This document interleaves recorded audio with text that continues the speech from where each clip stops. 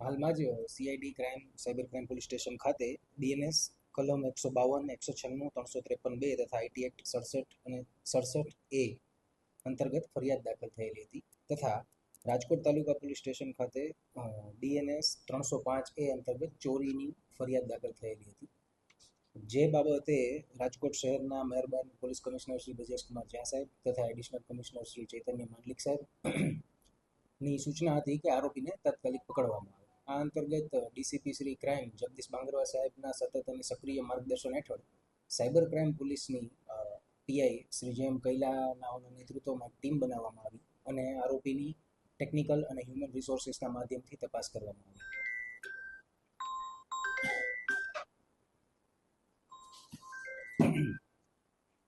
આ તપાસ દરમિયાન ટેકનિકલ સોર્સિસનો યુઝ કરતા આરોપીની ધરપકડ કરવામાં આવી અને ત્યારબાદ તેના વિરુદ્ધની કાયદેસરની કાર્યવાહી કરવામાં આવે છે. આરોપીનું નામ શું છે અને ક્યાંથી?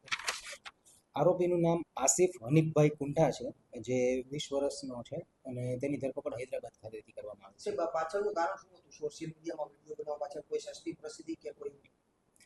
હાલ તે અંગે ડિટેલ ઇન્ટરોગેશન ચાલુ છે, જે આગળની તપાસમાં ખુલશે તે જણાવવામાં આવશે.